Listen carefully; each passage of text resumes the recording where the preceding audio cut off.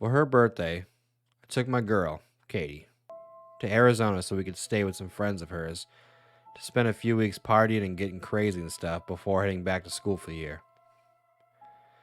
We drove up in my dad's car. It's a really old Ford make. It's pretty beat up.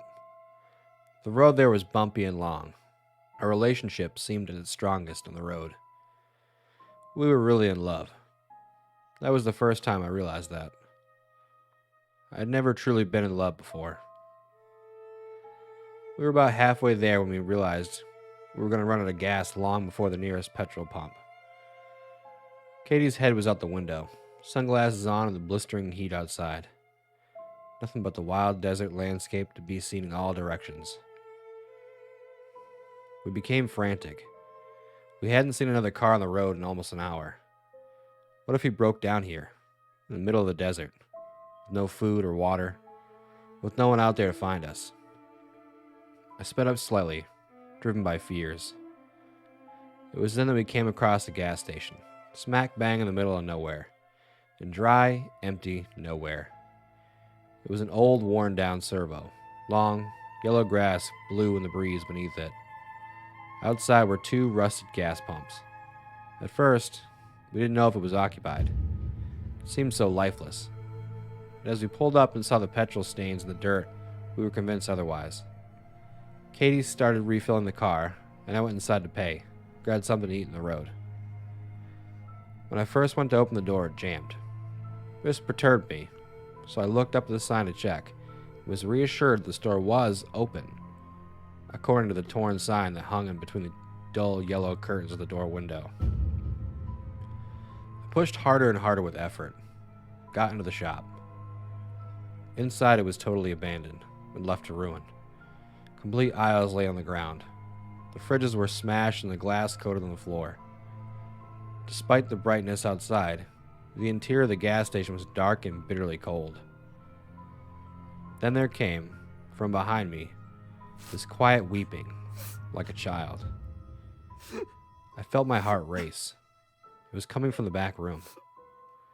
I stepped over the smashed glass and twisted metal remnants on the floor, over where the patches of grass had grown through. I ran my hand along the wall and felt the crisscross of ivy beneath my fingers. It was overgrown. There came the crying again, and now I was facing the back room door. It was directly in front of me. I pushed the door open, and it creaked with rust in its joints. Inside there lay several wooden steps into the basement. It was pitch black, and the smell was horrific. The drip drop of water alerted me to the fact the basement was flooded.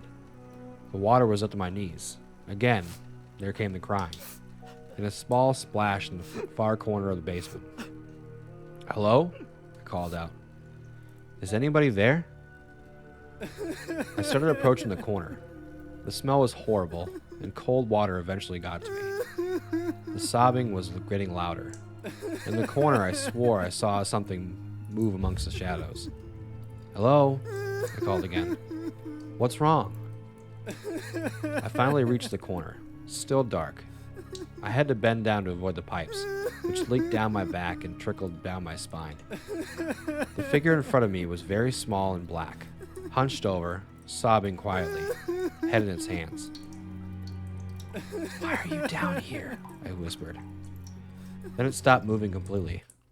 It was totally still. All noise seemed to cease, but for the quiet dripping of a broken pipe somewhere behind me. I outstretched my arm to touch its tiny shoulder, but it then began to slowly turn in my direction, to look me eye to eye. As its face swiveled around to look into mine, I remembered screaming and swinging my head up in recoil, cracking it on the pipes above.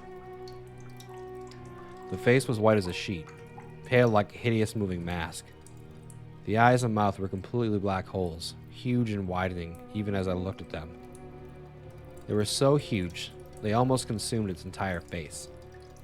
As I desperately tried to escape, it splashed towards me at rapid speed, uncurling its long, thin fingers. It was wailing now, staring into me with its huge black eyes, and as I scrabbled up the stairs with great difficulty, I felt my legs begin to give way beneath me. It sprinted out of the water and up the stairs toward me. I slammed the door, flipping the lock, and tore out of the store, into the old Ford. Katie began to laugh when she saw me, jeans wet, trembling with sweat soaking my chest, but I grabbed her and screamed at her to drive. For about a half an hour, I could barely tell her what had happened in the store. She listened and gave me a look of sheer horror. When I finally gave in and told her everything, she pulled the car to the side of the road and began to cry herself. I asked what was wrong. She said, "I saw something while we were gone. When you were in the store. I was just putting the pump back on when I saw this little girl and a man, her father, I guess." The father stared at me with blank eyes and a hanging jaw. But the girl, oh God, the girl. Her face, I couldn't see any hair on her, and her skin was so deep, not dark, like a colored girl, but dark like a shadow, and her smile just shone through the window. I convinced myself it was a trick of the eye and looked away. When I looked back, they were gone. Then a little while later, you came back. It was dusk by now. We had nowhere to stay. We had not traveled nearly as much as we hoped the day, and the nearest motel meant going back past the gas station. So we just drove up the roadside where we were in the clearing a little way up, where people camp sometimes. We had obviously come the night after a big party. There was broken glass everywhere. When we arrived, however, it was empty. After a while, I tried to reassure her that we were okay. I calmed her down, put my arms around her, and we started to kiss. I moved to get closer to her when she suddenly screamed like hell itself. "It's her! It's her!" she screamed, fumbling to start up the engine. I turned in time to witness a small black face, grinning literally ear to ear with only darkness inside. It was crawling into the car through my open window, with its limbs splayed out like an insect. It had too many limbs, way too many long arms, the fingers feeling my face like antennae. We sped off, back down onto the road. Back on the road, nothing seemed right. There were no stars. That was when I noticed first. I was too shaken to think much about it, but there were no clouds that could be blotting them out. It was just a vast night sky, devoid of all light. Then a few minutes after, we had began driving forward, still sweating and breathing heavy. We passed the gas station. My heart skipped a beat. The gas station was at least a half an hour away, in the opposite direction. All the lights were on, and I saw the door sliding open. As we shot past it, Katie was in such hysterics, she found it hard to keep driving. We stopped the car in the middle of the desolate road. I decided we should switch seats, so that I could drive. She shuffled across from her seat to mine, and I opened the door to get out. As soon as I was outside, the foul stench of a basement overwhelmed me. I gagged, then vomited down the side of the car. It was then that I noticed the runner, a pale white thing, sprinting toward us through the fog, its limbs practically a blur. I could make out no face. How long had it been following us? Running after us in the night? I got into the driver's seat as quickly as possible. We drove off again, not talking. Katie whimpered and I silently prayed. Then we passed the gas station again. The door was open now. There were two figures standing at the door, waiting. As we forced ourselves on, we both became aware of a soft, barely audible weeping in the back seats. Neither of us dared to turn around. Ignore it, I whispered. My trembling hands gripped the steering wheel. Katie was curled in the fetal position, holding her head in her hands. The wailing increased, becoming extremely loud, ear-piercing, and horrific. Finally, I ordered myself to end it and looked behind me. For a split second, I thought it was a girl in a white dress looking back up at me. But she was gone as soon as she had appeared.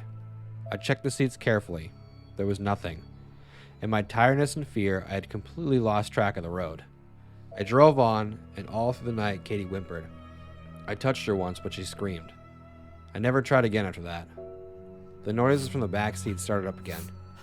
We passed the gas station twice more. The people at the door were closer and clearer every time. The finest slither of red light had begun to settle on the horizon. It was still dark as hell, but at least I was able to see the road ahead of me now.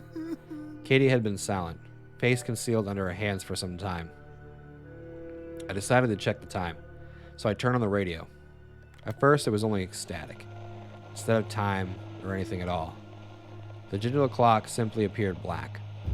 I fiddled the dial, trying to change the station.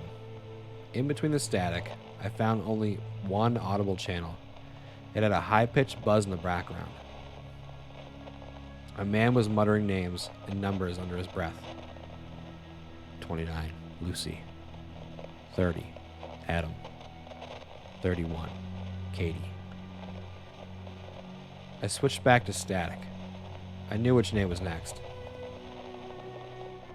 When we got back to Katie's friend's house, it was morning. It was overcast and everywhere had the smell of rain on it. Her friends weren't home. Katie's friends lived way out in the country, with no one else around in a mile. The grass was climbing the walls outside. How long had they been out? As soon as we were inside, Katie started whimpering again. I realized that while she had been silent, she was biting her lip. Blood was trickling down her chin, and the skin around her mouth was torn and chewed through. She grabbed the newspaper and some masking tape off the table and began blocking out the windows. After the night's events, I didn't know whether I should be insane to join her or stop her. I simply watched. She covered the windows, jammed the door, and turned the lights off. For some time, it could have been minutes or hours, we sat silent in the dark. I offered to turn the television on. Katie said nothing, sitting blank and comatose. I turned the TV on anyway. A grainy, black and white image flickered to life before us. A white face with empty eyes and an impossibly huge smile flashed up. The smile growing wider and wider the longer we stared into it.